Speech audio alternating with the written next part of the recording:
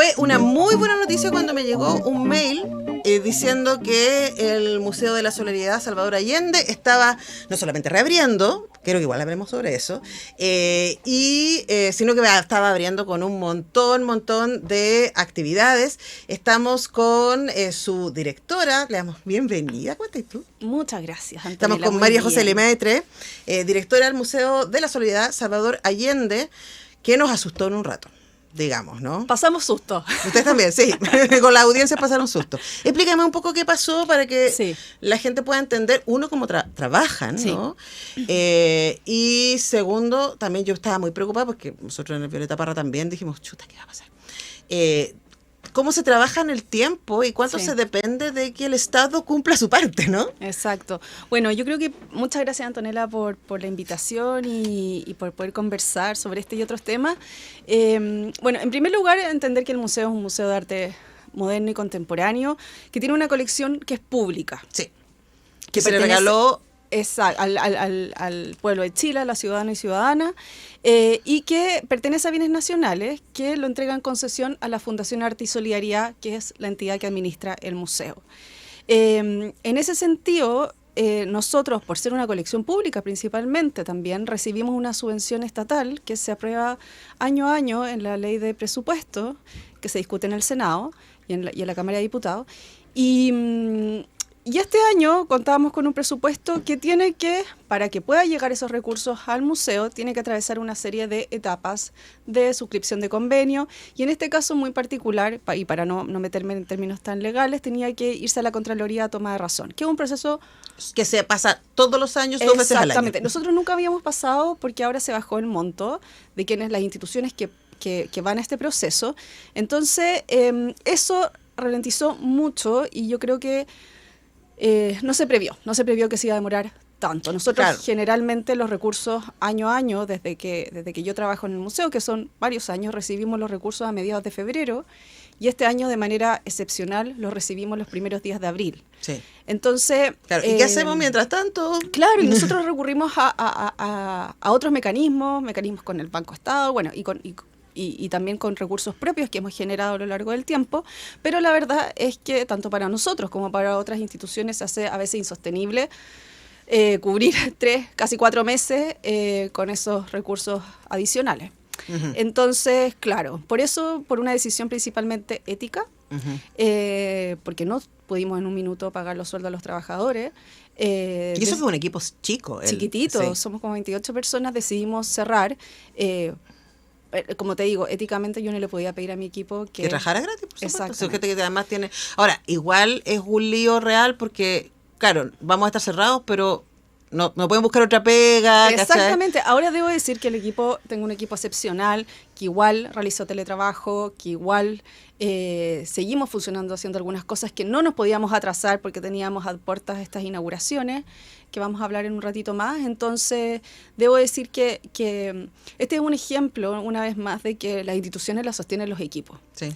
Y que, como tú bien dices, todas las partes tienen que cumplir el rol que les toca jugar, y en ese sentido esperamos que en el futuro no volver a atravesar Y no fueron los únicos, también le pasó al MAM en Chiloé. Sí, hubo un atraso considerable con las organizaciones colaboradoras patrimoniales que dependen del Servicio Nacional del Patrimonio Cultural, y entiendo también que hubo también problemas con otras instituciones de otras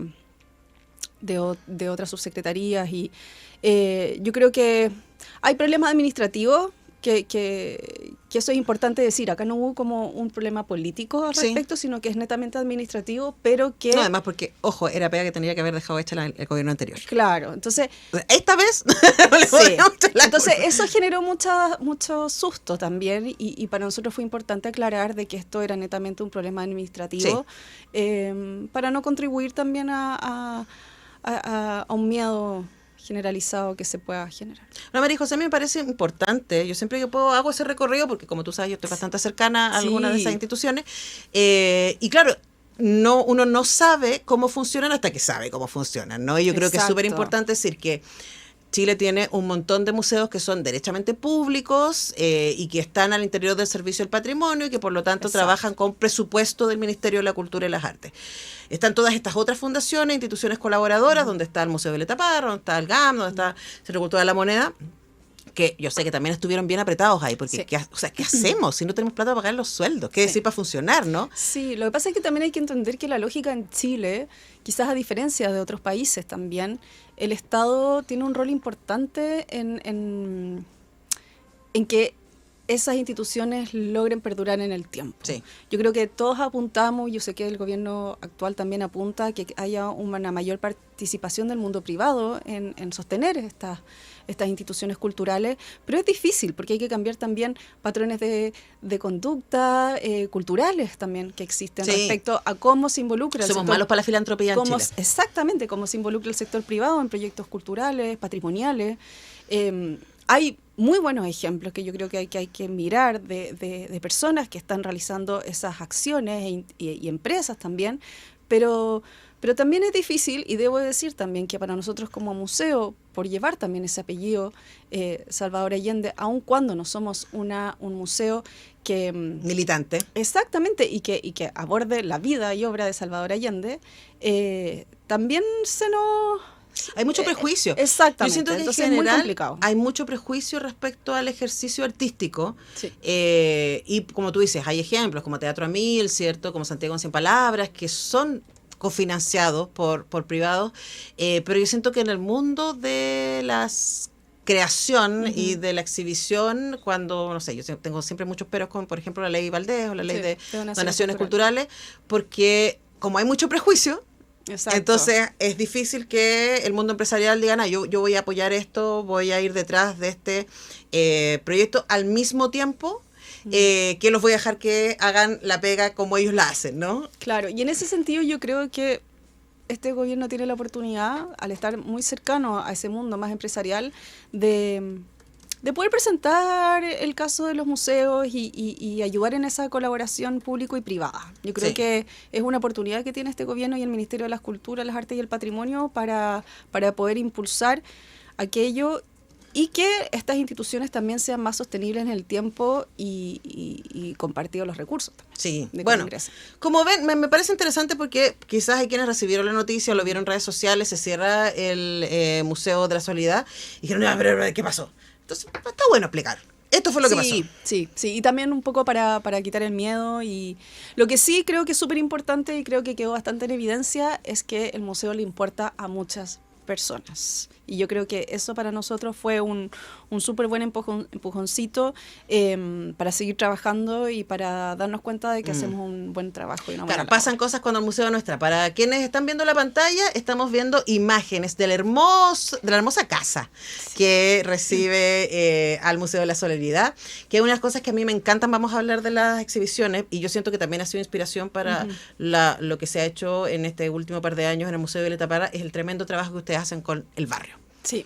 Hay mucho trabajo con el barrio. Mucho trabajo en el barrio. Nosotros llegamos a esta casa el 2006, se inauguró el museo en República 475, que es un barrio que tiene muchas capas patrimoniales de significado, históricas, que son muy importantes y muy difíciles también para el barrio. Y en ese sentido nos hemos hecho cargo también de habitar este espacio de una manera que permita visibilizar esas memorias, pero también relacionarnos con las comunidades que la habitan. En ese sentido, somos parte de la Mesa de Cultura del Barrio República, hemos hecho proyectos sumamente importantes como Mirada de Barrio y la exposición Haciendo Barrio con las diferentes entidades. Mucho taller también, son buenos para los talleres. Somos buenos para los talleres, somos buenos, tenemos un huerto comunitario que... ¿También les han cuestionado el huerto? No. A nosotros, Museo Violeta Parra nos cuestionan caleta el huerto. No, porque además cumple una función, en este caso social, súper importante, porque abastece al comedor popular Margarita Ancacoy, que da alimento de manera gratuita para personas que lo necesitan. Entonces... Y además la idea de huerto popular yo creo que además es muy actual en torno a los museos, de dejar de pensar los museos como estos espacios donde se exhiben obras. Bueno, esa es otra de las lógicas que nosotros aprendimos hace muchos años atrás, de pensar el museo no solamente como un lugar de contemplación o como tú dices, de custodia de estas grandes colecciones y archivos, sino también con espacios ciudadanos. O sea, una plaza pública. Yo creo que nosotros entendemos un lugar museo de encuentro. Y lugar de encuentro donde podemos hablar temas que no tienen por qué ser solamente de arte, cultura, patrimonio, sino también abrir a otras problemáticas, conversaciones, tensiones también que pueden... Lugar de encuentro, además. O sea, hoy día es tan urgente creemos acá, en la construcción de comunidad. O sea, creo que a través de la cultura de la comunidad se combate la cultura del miedo. Exactamente. Conociendo a tu vecino, ¿no? Sabiendo en qué está.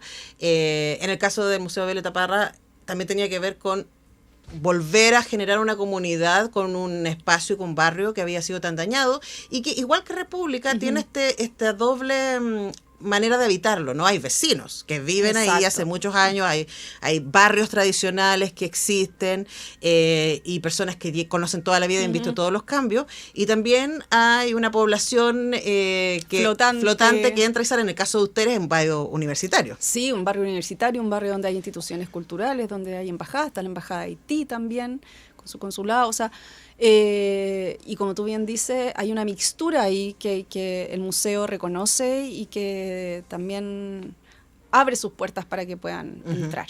Así que bueno, si usted no lo conoce, vaya a darse una vuelta al Museo de la Solidaridad. Y se va a encontrar ahora con dos muestras espectaculares. Tenemos imágenes para mostrar.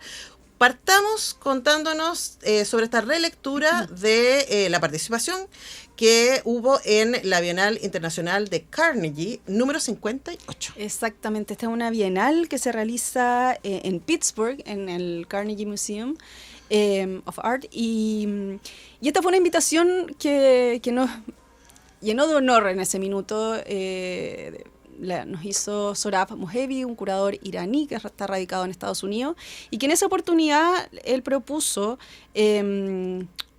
analizar y mirar las huellas geopolíticas que había generado Estados Unidos alrededor del mundo y principalmente en Latinoamérica. Claro, lo tiene que hacer alguien del mundo árabe. Exactamente, pero muy interesante porque ocurrió en Estados Unidos. Ahora, nos pareció también interesante poder retomar y realizar esa relectura, por un lado porque cuando nosotros hicimos esa curaduría, que nos invitó Sohrab, propusimos las obras, establecimos los núcleos de análisis ahí, había un equipo distinto que el que hay ahora, algunos estábamos en ese minuto, pero otros no. Y sobre todo porque el tema es muy atingente. Sí, claro. O sea, con los conflictos y las problemáticas políticas que están ocurriendo alrededor del globo, era importante para nosotros tomar ciertos elementos de esa exposición, algunas obras maravillosas que fueron expuestas, y poder traer esa reflexión que hicimos allá a nuestro territorio. Y en ese sentido, la exposición, bueno, presenta la colección del museo, un conjunto de obras y piezas increíbles, Felipe Noé, Mira Landau, está también una obra que de donde tomamos esa obra especial, preciosa, no me acuerdo exactamente de quién es, creo que es Carol Lowe. Estamos mirando algunas de las obras que son parte de la exhibición para que se vean su pantalla. Pero también está, por ejemplo, una obra que es muy importante, icónica, que es América Despierta, de Patricia Israel y Alberto Pérez, que es una obra que fue creada en 1972, destruida durante la dictadura, y que el 2020 logramos recuperar una de sus copias desde Francia. Y en ese sentido nos permite también no solamente hablar de estas huellas geopolíticas, sino también cómo ciertos museos o proyectos o países también han hecho resistencia, sino también de hablar de otros temas que son importantes, como es la migración, como son los desplazamientos, como son también las prácticas colaborativas. Vamos a exhibir arpilleras también, y que muestra, como te digo, esta colección sumamente rica y muy heterogénea, que incorpora también artistas nacionales, por ejemplo, como Valentina Cruz. Sí, me parece que una de las cosas que es muy bonita de lo que ustedes hacen en el Museo de la Solidaridad es que ya tienen esta colección, así como soñada, con algunos de los artistas más importantes del mundo, de la historia del arte, y que estaban activos a principios de los 70 y que, entusiasmados por lo que estaba pasando acá con el gobierno de la Unidad Popular, quisieron ser parte de esto también. Donando sus obras, así de heavy. También eso da cuenta de la relevancia que tuvo a nivel mundial la vía chilena. La vía chilena al socialismo. Al socialismo. Y cómo mucha gente se sintió muy identificada en grandes nombres del arte. Entonces está esta colección que tiene nombres que uno dice, ¿mentira que en Chile hay una obra de...? Sí, hay. Exactamente. Y que también, además, lo lindo del proyecto, y que también hace que siga vivo, es que seguimos recibiendo donaciones de artistas contemporáneos, internacionales y nacionales, y que, por ejemplo, en esta exposición también se presenta una obra de Carolina Illanes, que fue hace poquito realizada, también en el marco de un proyecto que se hizo con la Escuela de Arte UDP, iba a estar presente en esta muestra. Entonces, y que recoge también esta arqueología de los afectos, que nosotros lo llamamos, que está presente en el archivo y que está presente en la construcción de este proyecto.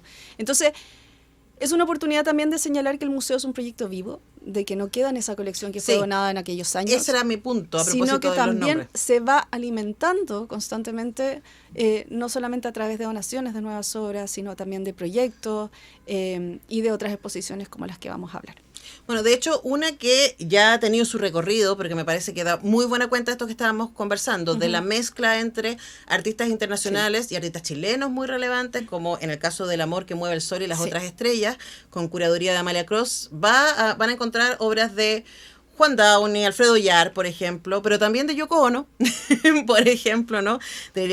De Liliana Porter, mezclada con Lottie Rosenfeld, de Leonora Carrington, que soy tan fan, mezclado con Raúl Zurita. Entonces, hacer esos diálogos me parece que es muy bonito a partir de una curaduría, en este caso, ¿no?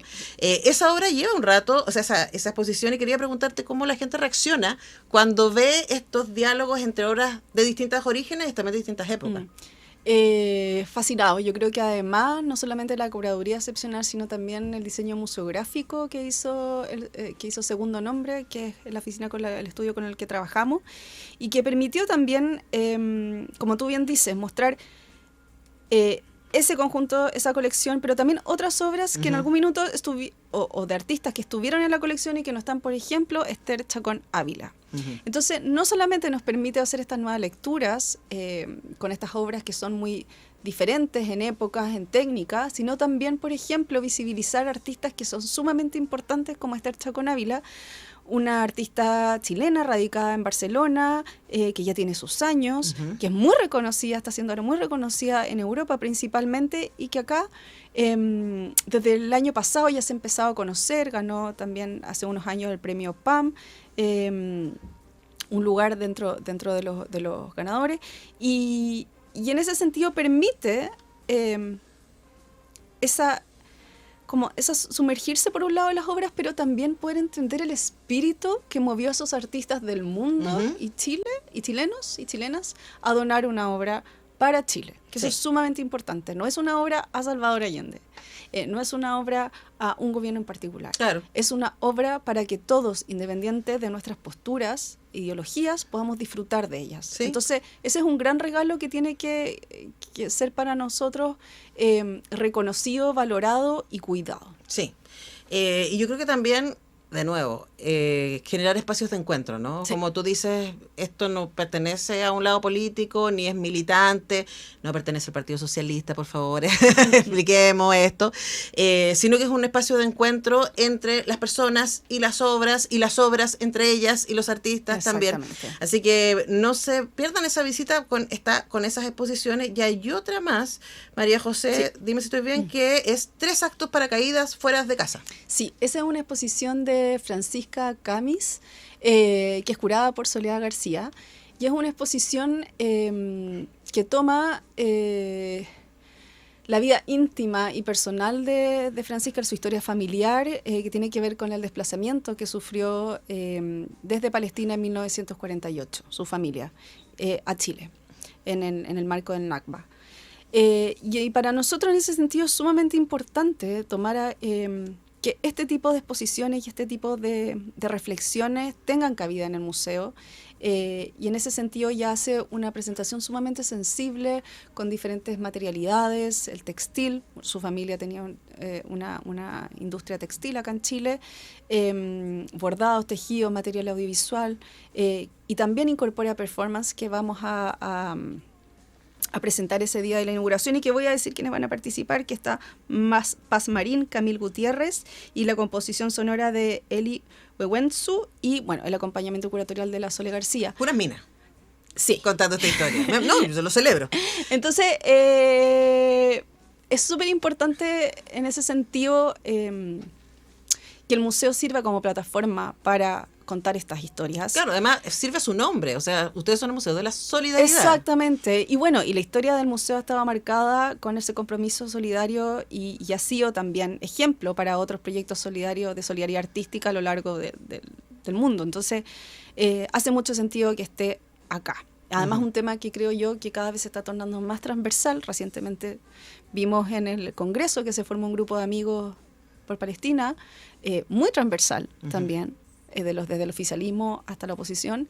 Entonces, creo que es importante que no solo el museo, sino otras instituciones culturales también puedan tener una voz respecto a lo que está pasando en el mundo. Y que nos afecta también a Chile, aunque estemos bastante lejos. Sí, no, además no solamente porque Chile recibió una de las mayores diásporas de Palestina a mediados del siglo XX, sino también porque lo que Chile es hoy también está conformado por esa migración. Y creo que eso es súper importante verlo, o sea, aunque uno no tenga familia que viene de esa parte del mundo, lo que hoy día somos, ¿no? También tiene que ver con ese grupo de personas que llegó, como los que llegaron de Alemania muchos antes, ¿no? Y los españoles, qué decir, y etcétera. Entonces es interesante tomar esa perspectiva histórica de nuestra identidad y también, por supuesto, la empatía necesaria, mínima, humana, de posicionarse frente al genocidio. O sea, no hay muchas opciones. No hay muchas opciones. Y lo otro también porque para nosotros es muy coherente. El museo es un museo migrante. O sea, no solo su colección, que está compuesta por muchos artistas del mundo que al momento de donar estaban en otros países por diferentes motivos, sino también porque el museo en sí, al momento de la dictadura, migra como proyecto hacia otro lugar, hacia el exterior, se conforma ahí y luego regresa. O sea, hay una historia de migración en el ADN también del museo que nos parece importante recoger, y por eso no solo está en esa exposición de Fran, sino también en la exposición ahora de Carnegie, donde hay también un núcleo al respecto. Bueno, entonces, ya saben, el museo tiene sus horarios, recuérdamelos, María José. Sí, de 10 a 6 de la tarde, de martes a domingo. 10 a 6 de la tarde, el sábado y domingo parten a las 11. Sí, partimos un poquito más. Exacto.